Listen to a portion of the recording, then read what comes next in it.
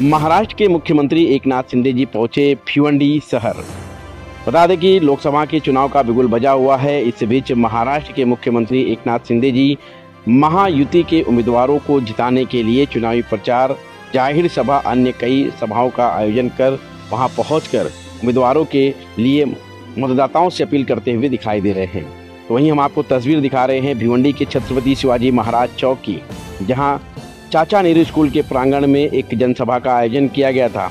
इस जनसभा में आपको बता दें कि भारी संख्या में महायुति के पदाधिकारी कार्यकर्ता मौजूद थे। कपिल मोरेश्वर पाटिल, जो कि आपको बता दें कि भिवंडी लोकसभा के महायुति के तीसरी बार उम्मीदवार हैं और इन्हें जिताने के लिए यहाँ पर चुनावी प्रचार भी किए गए। मंच पर आपको बता दें कि एनडीए यानी कि महाविकास आघाड़ी पर जमकर महाराष्ट्र के मुख्यमंत्री एकनाथ शिंदे बरसते हुए दिखाई दिए। तो वहीं पर कपिल मोरेश्वर पाटिल भिवंडी लोकसभा के मतदाताओं से अपील करते हुए भी दिखाई दिए। तस्वीर में आप देख सकते हैं कि महाराष्ट्र के मुख्यमंत्री एकनाथ शिंदे जी के साथ में संजीवनी संगठन के संस्थापक अध्यक्ष विवेक पंडित जी वहां पर मौजूद थे। भिवंडी पश्चिम के विधायक महेश चौगुले, भिवंडी ग्रामीण के विधायक शांताराम मोरे, प्रकाश पाटिल, सुभाष माने, साथ ही साथ आरपीआई के भिवंडी शहर जिला अध्यक्ष महेंद्र गायकवाड़, संतोष शेट्टी, नीलेश चौधरी, श्याम अग्रवाल के साथ सुमित पाटिल, हर्षल पाटिल, वैभव भोईर के साथ आपको बता दें कि भारी संख्या में महिला पुरुष महायुति के जो पदाधिकारी कार्यकर्ता थे यहाँ पर मौजूद थे।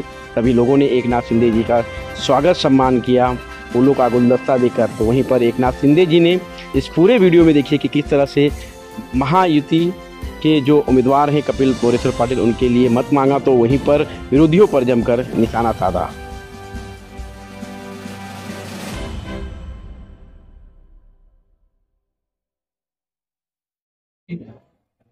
जय भवानी। हिंदू हृदय सम्राट सरसेनापती बाळाकरे यांचा, धर्मवीर आनंदगे साहेबांचा, आजच्या महायुतीच्या मेळाव्याला उपस्थित सर्व मान्यवर, वेळ कमी असल्यामुळे मी कोणाचंच नाव घेत नाही, चालेल ना भाऊ? महायुतीचे सर्व पदाधिकारी आणि 6 वाजल्यापासून या ठिकाणी उपस्थित सर्व मतदार बांधव, भगिनी, मातांनो आणि पत्रकार मित्रांनो, खरं म्हणजे 2 टप्पे झाले। मी महाराष्ट्रामध्ये फिरतोय, सगळीकडे पाहतोय, हे 2 टप्पे झाले। त्याच्यामध्ये मला खात्री आहे, विश्वास आहे की आपली महायुती सगळ्यात आघाडीवर आहे, पुढे आहे।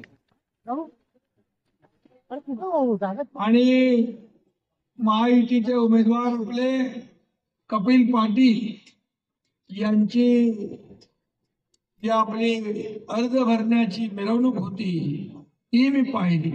त्याही वेळेस मी आपल्याशी संवाद साधला। खरं म्हणजे ती अर्ज भरण्याची रॅली विजयी रॅलीमध्ये रूपांतरित झाली होती। एवढ्या मोठ्या प्रमाणामध्ये लोक त्या ठिकाणी आले होते। कपिल पाटील आता म्हणाले, भर उन्हामध्ये सूर्य डोकत होता, परंतु महायुतीचे कार्यकर्ते या निवडणुकीमध्ये आपल्या उमेदवाराला विजय मिळवून द्यायचा, यासाठी त्या उन्हाळ्यापेक्षा स्वतः तापले होते आणि म्हणून ते रस्त्यावर उतरले होते।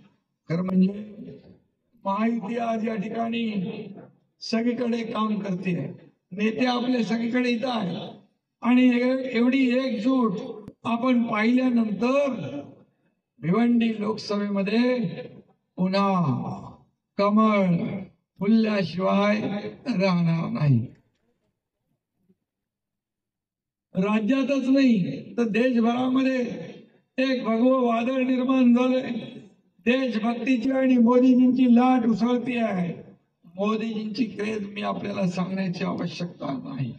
जिथं जिथं मोदीजींच्या सभा झाल्या त्या ठिकाणी पूर्ण वातावरण महायुतीचं, मोदींच्या बाजूचं झालं, तिथल्या उमेदवाराच्या बाजूचं झालं आणि म्हणून त्यांना पुन्हा एकदा या देशाचं प्रधानमंत्री करायला लोक आतुर झाले आहेत। ही वस्तुस्थिती आहे।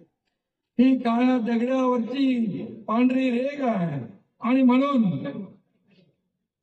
या मतदारसंघात देखील कपिल पाटील यांना पुन्हा दिल्लीत पाठवायला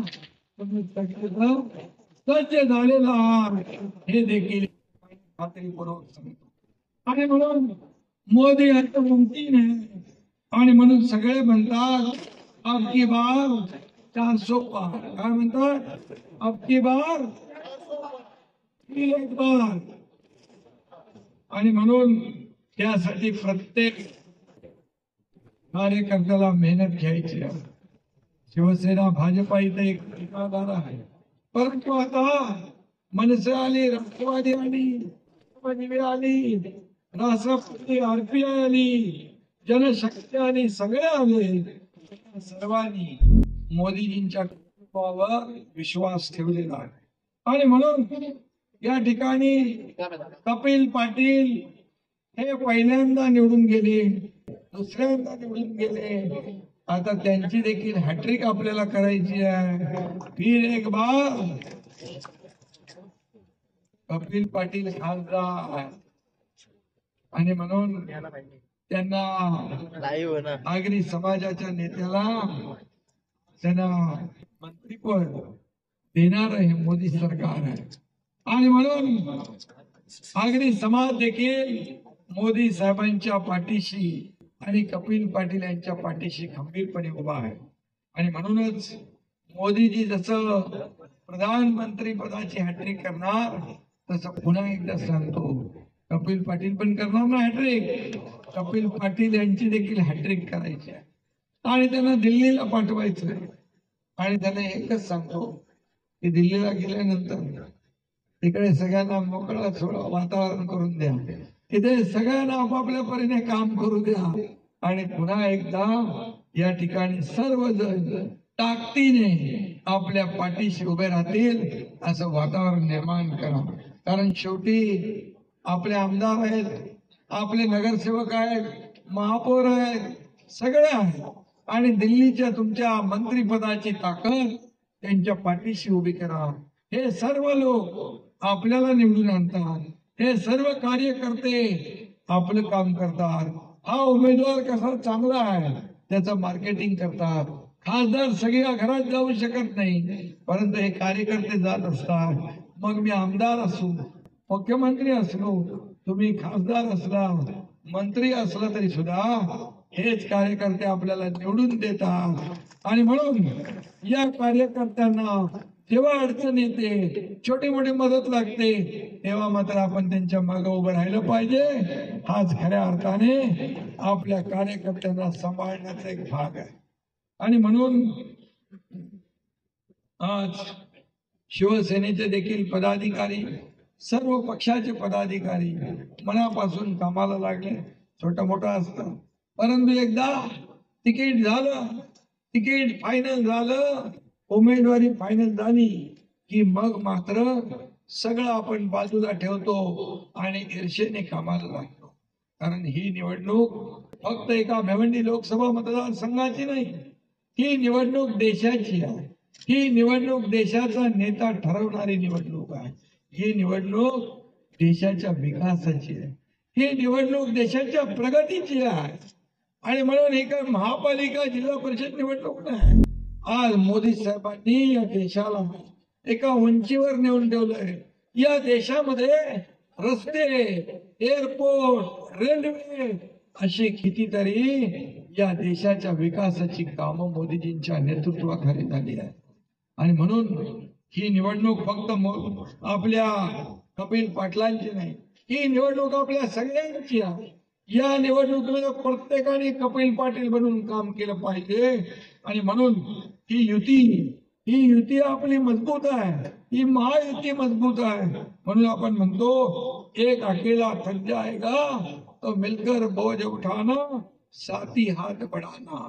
आणि मग सगळ्यांनी एकत्र येऊन या ठिकाणी काम केलं पाहिजे, या भावनेने आपण काम केलं पाहिजे। निवडणुका आल्या की लोकांच्या दारी, निवडणूक संपली की आपापल्या घरी, अशी आपली माहिती नाही। तसं कोण करतं माहित आहे ना? घरातून राज्य चालवता येतं, फेसबुक लाईव्ह करून सरकार चालवता येतं, खुंटावरून शेळ्या हाकता येतात, खाली जमिनीवर उतरावं लागतं, शेतकऱ्यांच्या बांधावर जावं लागतं, शेतात जावं लागतं, त्यांच्याशी मदत बोलावं लागतं, त्यांना मदत करावी लागते.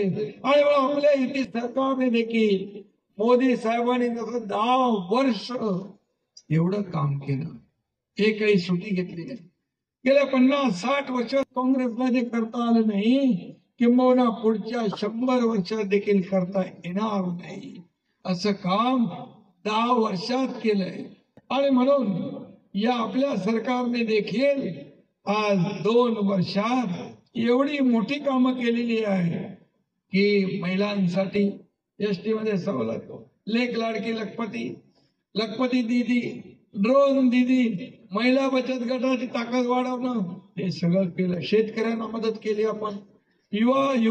युवकांसाठी स्टार्टअप आहे, स्किल डेव्हलपमेंट आहे, नोकऱ्या आहे, स्वयंरोजगार आहे, ज्येष्ठांसाठी वयोश्री योजना आहे. असं सर्व समावेशक धोरण आपल्या युती सरकारने घेतले. आज उद्योग आपल्याकडे येत आहे आणि लोकांची रोजगार आपण देण्याचा प्रयत्न करतोय. आणि म्हणून यासाठी या देशात पुन्हा मोदी सरकार पाहिजे. आज मोदीजी या देशाला पुढे नेत आहेत. पूर्वी देश बोलत होता, भारत बोलत होता, पण कोणी ऐकत नव्हतं. आता भारत बोलतो, जग ऐकतं, भारत बोलतो, जग हलतं. अशा प्रकारचं काम आपल्या मोदीजींनी केलेलं आहे. आणि म्हणूनच या विकासाच्या जोरावर विकासाचा अजेंडा घेऊन आपण पुढे चाललोय. आणि म्हणून त्यांच्याकडे ना झेंडा आहे ना अजेंडा आहे. अरे तुमच्याकडे नेता पण नाही, नियत पण नाही, निर्णय घेण्याची क्षमता पण नाही. पहिलं करप्शन, परंतु इकडे पहिलं नेशन फर्स्ट, नेशन फर्स्ट हा मुद्दा आपला आहे. देशाचा विकास हाच आपला अजेंडा आहे. आणि म्हणून मी आपल्याला एवढंच सांगेन की आपल्या या 400 पार म्हणतो ना, अब की बार 400 पार, फिर एक बार मोदी सरकार, आणि तिसरी बार कपिल पाटील खासदार. असं आपल्याला करायचं असेल तर आपल्याला मनापासून काम करावं लागेल. आपल्याला सगळ्यांना या ठिकाणी मतदानाच्या दिवशी, आता त्यांना माहित आहे आपण हरतोय, त्यांना माहित आहे की महायुती जिंकते, मोदीजी पुन्हा प्रधानमंत्री होत आहेत. म्हणून काय सुरू केलंय? संविधान बदलणार. अरे बाबासाहेबांचं संविधान, जब तक सूरज चांद रहेगा बाबा साहेब का संविधान नहीं बदलेगा. हे मोदीजींनी स्वतः सांगितले. या बाबासाहेबांच्या संविधानावर या देशाचा, राज्याचा कारभार आपण करतो. बाबासाहेबांना कोणी हरवलं निवडणुकीत? सांगा. बाबासाहेबांना दोनदा काँग्रेसने हरवलं.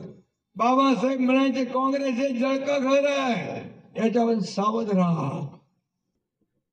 बाबासाहेबांचा संविधान दिन 50-60 वर्षात काँग्रेसला आठवला नाही, परंतु तो संविधान दिन मोदीजींनी 2015 पासून साजरा करायला सुरुवात केली. लंडन मधलं बाबासाहेबांचं राहतं घर घेतलं, त्याचं स्मारकात रूपांतर केलं. आज हिंदू मिल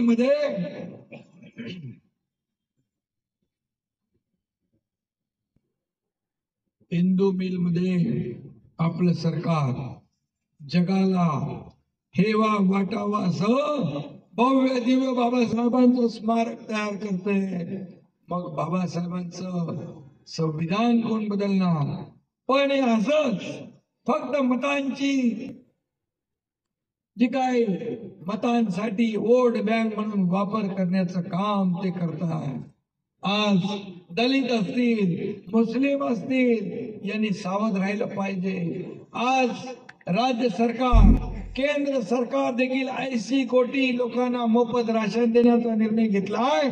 त्यामध्ये हिंदू आहे, मुस्लिम आहे, सिख आहे, ईसाई आहे, सगळे लोक लाभ घेणार आहेत त्याच्यामध्ये कोणाला ह्याला देणार त्याला देणार अमक्याला देणार तमक्याला देणार नाही असं नाही. आयुष्यमान भारत 5 लाखाची योजनांमध्ये सगळे घेणार. आपल्या राज्याची महात्मा ज्योतिबा फुले 5 लाखाच्या योजनेत सगळे जाती पातीचे लोक आहेत.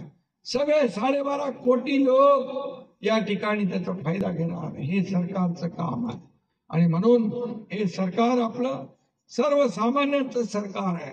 आणि म्हणून काही लोक आज मोदीजींवर मोठ्या मोठ्या प्रकारचे आरोप करतात. आज मोदीजी असे आहेत मोदीजी तसे आहेत. पण मला सांगा 2014 पूर्वी काय निवडणूक आठवा. 2G scam, CWG scam, space scam, कोळसा घोटाळा, चारा घोटाळा, अगस्ता वेस्टलँड घोटाळा, नॅशनल हेराल्ड स्कॅम, ही अशी घोटाळ्यांची मालिका ऐकायला होती. आज आपण काय ऐकतोय. 80 कोटी जनतेला मोफत धान्य, 10 कोटी गरिबांना पक्की घरं, त्या ठिकाणी 50 कोटी गरिबांचं जनधन बँकेत खातं, 26 कोटी लोकांना 5 लाख रुपयाचा आरोग्य विमा, 28 कोटी लोक दारिद्र्य रेषेच्या बाहेर काढले. काँग्रेस गरिबी हटाव म्हणायची. गरिबी हटली का. गरिबी नाही हटली.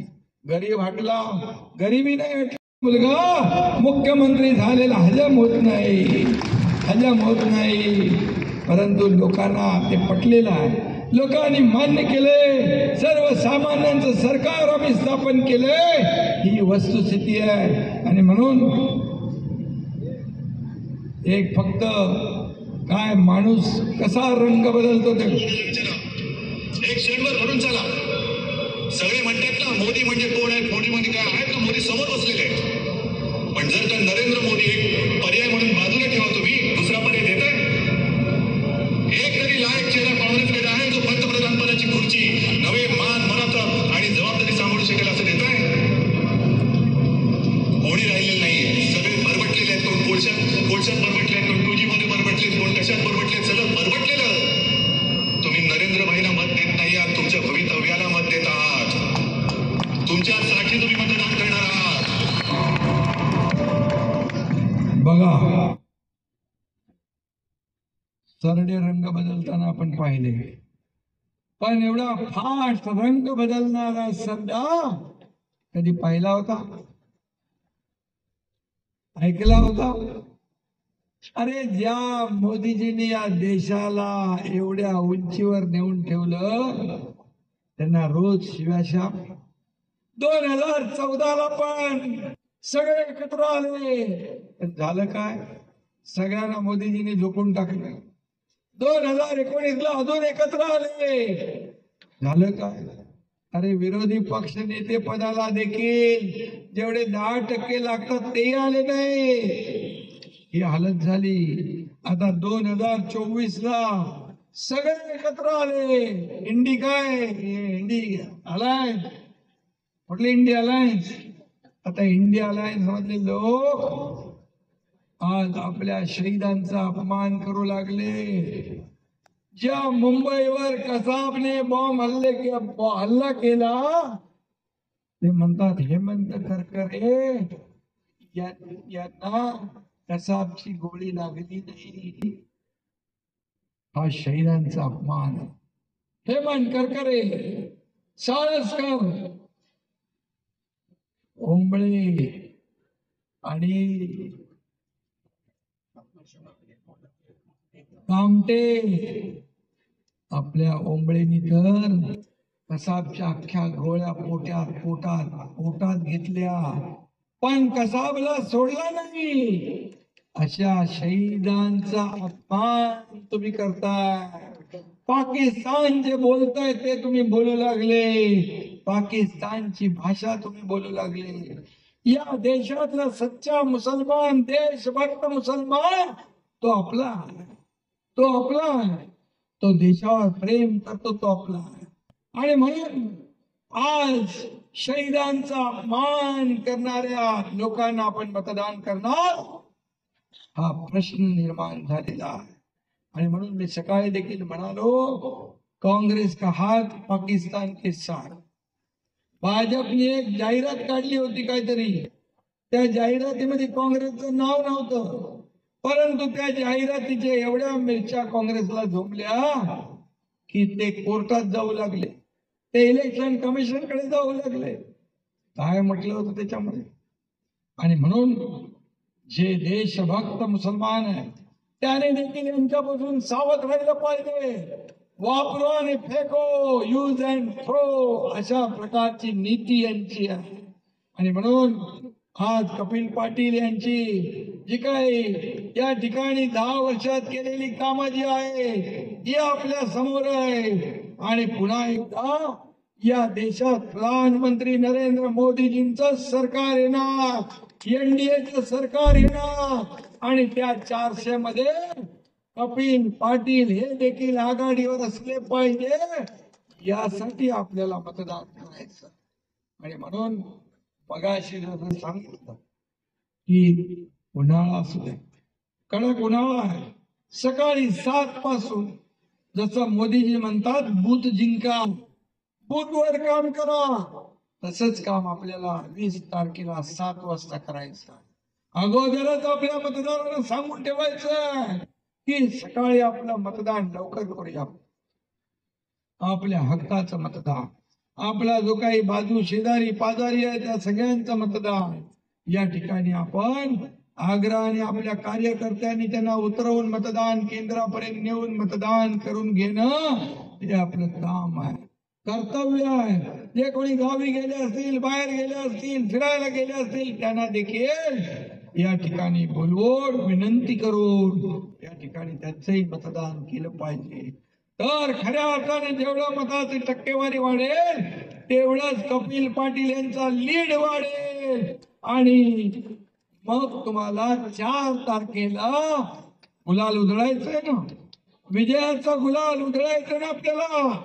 आणि म्हणून आपण सगळ्यांनी डोळ्यात राहून 20 तारखेपर्यंत काम करा.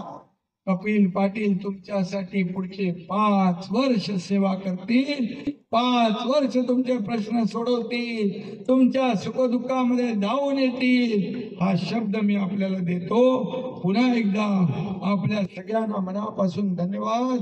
जय हिंद, जय महाराष्ट्र.